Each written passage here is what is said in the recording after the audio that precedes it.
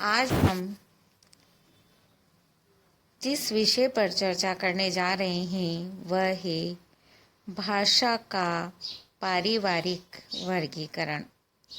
हमने आकृतिमूलक वर्गीकरण पर पर्याप्त चर्चा की है। चूँकि दो वर्गों में बांटा गया है, आकृतिमूलक वर्गीकरण और पारिवारिक वर्गीकरण। अब हम पारिवारिक वर्गीकरण पर चर्चा करेंगे। पारिवारिक वर्गीकरण क्या है? जिस तरह से एक परिवार होता है, पति पत्नी उसमें होते हैं और उनकी संतति होती है, तो माता पिता की कुछ बातें संतति में मिलती है, परंतु कुछ अपनी उनकी विशिष्टताएं होती है। फिर उनकी संतति होती है, उनकी अपनी विशिष्टताएं होती है।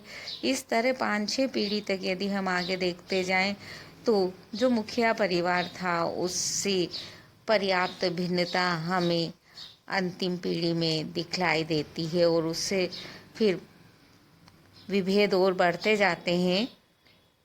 इसीलिए हमारे यहाँ 7 पीढ़ी देखने का रिवाज रहा है, परंपरा रही है। तो इसी तरह से जब भाषाओं को हम देखते हैं तो भाषाओं के अंतर्गत भी हमें उनकी समानताएं और विभिन्नताएं देखनी होती है। एक परिवार है, उसमें चाहे विभिन्नता होती है पर फिर भी कहीं न कहीं कुछ समानता अवश्य होती है। उसी तरह भाषाओं के अंतर्गत भी समानता देखी जाती है।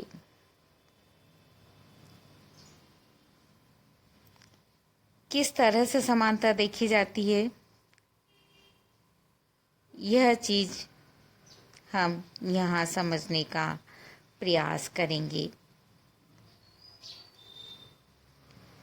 जिस तरह से परिवार के अंदर मुखिया से 7वीं पीढ़ी का या अगली पीढ़ियों का ऐतिहासिक संबंध होता है, उसी तरह से भाषाओं का भी संबंध होता है। इसीलिए इसे ऐतिहासिक वर्गीकरण भी कहा जाता है। जैसे हम एक उदाहरण से इसे समझने का प्रयास करें। हिंदी, बंगाली, पंजाबी, राजस्थानी, गुजराती, मराठी एक दूसरे से पर्याप्त समीप हमें प्रतीत होती है और इनमें समानता भी है, इनका ऐतिहासिक संबंध भी है। इन सबका अपना ऐतिहासिक संबंध है, पर इनका अलग अलग इनकी विभिन्नताएं भी हैं। जैसे मराठी के समीप यदि कोई भाषा दिखलाई देती है तो वह तेलुगु है और कन्नड़ है, जबकि यह और दूसरी भाषाओं के समीप नहीं है, तो ये मराठी की अपनी अलग विशेषता भी हो जाती है। और यही कारण है कि ये जो विभिन्नता है, इनके शब्द समूह में भी ऐसे शब्द मिल जाते हैं जो दोनों भाषाओं में होते हैं। चाहे इनसे इनका परस्पर ऐतिहासिक संबंध न भी हो। इस दृष्टि से कोई भी भाषा 4 प्रकार से शब्द समूहों के आधार पर विभाजित की जाती है। हम पहले उन्हें समझ लें।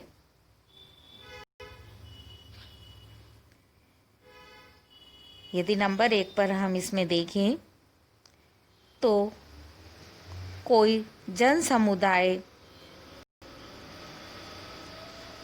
में सभी व्यक्तियों द्वारा प्रयोग में लाए जाने वाले कुछ संख्यावाचक शब्द, कुछ सर्वनामवाचक शब्द, कुछ सामान्य क्रियाएं इत्यादि प्रयोग होती हैं। जो समान रूप से सभी में प्रयोग होती हैं,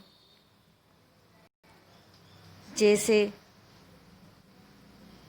माता पिता, बैठना, उठना इत्यादि शब्दों को हम ले सकते हैं। इसके दूसरे विभाग के अंतर्गत यदि हम देखें तो कुछ ऐसे शब्द होते हैं जिन्हें सभी लोग व्यवहार में भले ही न लेते हों, किंतु उन्हें समझते अवश्य हैं। जैसा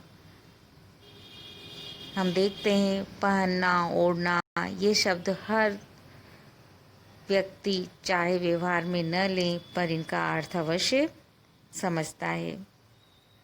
इसके तीसरे विभेद के रूप में यदि हम देखें तो वे शब्द आते हैं जो सभ्य व्यक्तियों द्वारा प्रयोग में लिए जाते हैं,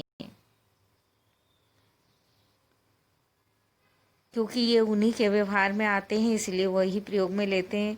लिखना, पढ़ना, किताब, मेज, कुर्सी, इस तरह के शब्द उनके जीवन की सामान्य व्यवहार में प्रयोग होते हैं।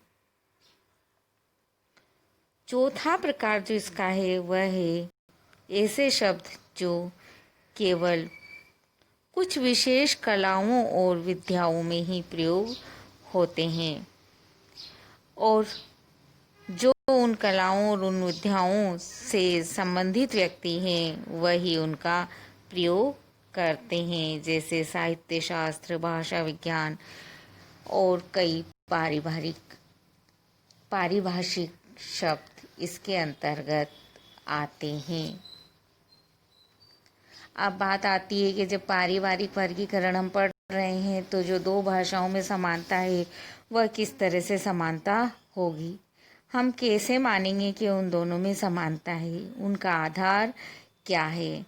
क्या केवल ऐतिहासिक संबंध को हमको उसमें देखना है? नहीं, हमें उसमें कुछ और भी देखना है और ऐतिहासिक संबंध के अलावा हम उसमें जो चीज़ देखना चाहेंगे वह है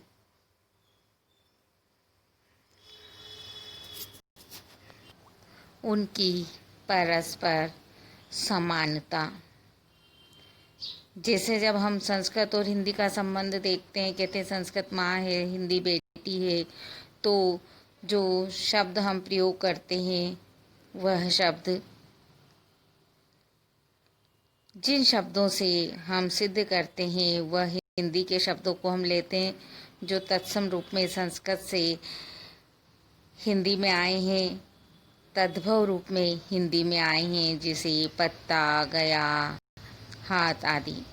हम संस्कृत के शब्दों को उसमें नहीं लेंगे, हस्त, गत, पत्र आदि को, क्योंकि वह तो मूल संस्कृत के शब्द हैं, इसलिए हम तद्भव के शब्द उसमें लेना चाहेंगे। एक चीज़ और जो देखने में आती है वह है कोई भी भाषा अपने पहले की भाषा या अपने समकक्ष चलने वाली पड़ोस की भाषा से, साहित्यिक भाषाओं से अपने शब्द लेती है। जैसे हिंदी में बहुत सी भाषाओं के शब्द आ गए हैं। जब हम शब्दावली की समानता की बात करते हैं तो एक महत्वपूर्ण तथ्य यह भी सामने आता है कि उनमें व्याकरणगत समानता भी होती है, क्योंकि दो विभिन्न भाषाओं के बोलने वाले व्यक्ति जब व्यापार की दृष्टि से, जय पराजय की दृष्टि से, यात्रा आदि के कारण एक दूसरे के समीप आते हैं तो उनमें भाषागत परिवर्तन होना, एक दूसरे की भाषा का असर आना स्वाभाविक बात होती है और उनकी भाषाएं इस तरह से एक दूसरे के निकट आती है, यहाँ तक कि वह उनके मुहावरे कहावतों का प्रयोग भी कर लेते हैं।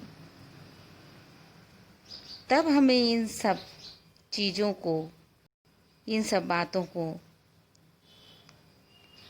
अपने पारिवारिक वर्गीकरण में ध्यान में रखना होता है। इस दृष्टि से भाषा वैज्ञानिकों ने विश्व की सभी भाषाओं को 4 खंडों में विभक्त किया है। अफ्रीकी खंड, यूरेशिया खंड, प्रशांत महासागरीय खंड और अमेरिका खंड। हम प्रथम भाग इसका लेते हैं, अफ्रीका खंड। यदि भाषा परिवार की दृष्टि से देखें तो इसमें 4 भाषा परिवार आते हैं: Bushman, Bantu, Sudan, Hamitic, Semitic. दूसरा खंड हम देखते हैं तो वह खंड है यूरेशिया खंड। इसमें 9 भाषा परिवारों को सम्मिलित किया गया है। सबसे महत्वपूर्ण जो भाषा परिवार इसके अंतर्गत आता है वह है भारोपीय। दूसरा है द्राविड़ परिवार। अगले हैं बुरुस्की, कांकेशीय, यूरार, अल्टाइक, चीनी, जापानी, कोरियाई, मलय, पोलिनेशियन, ऑस्ट्रो एशियाटिक।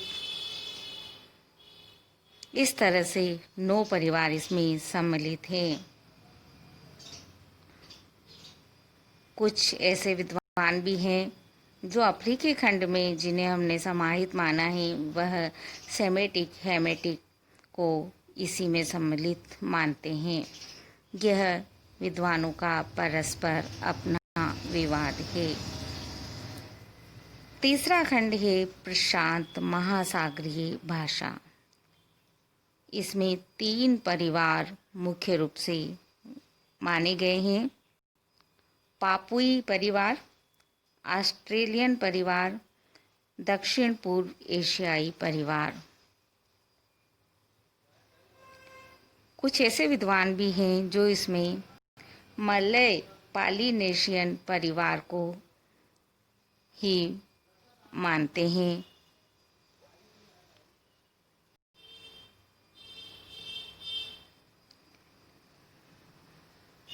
चौथा खंड है अमेरिका खंड। इसमें लगभग 100 भाषा परिवारों को माना जाता है, जिसे अमेरिकी परिवार कहते हैं। इस तरह से देखा जाए तो पारिवारिक खंड 4 भागों में विभाजित है, जिनमें कई भाषा परिवार सम्मिलित हैं। आप इस वीडियो को अपने सब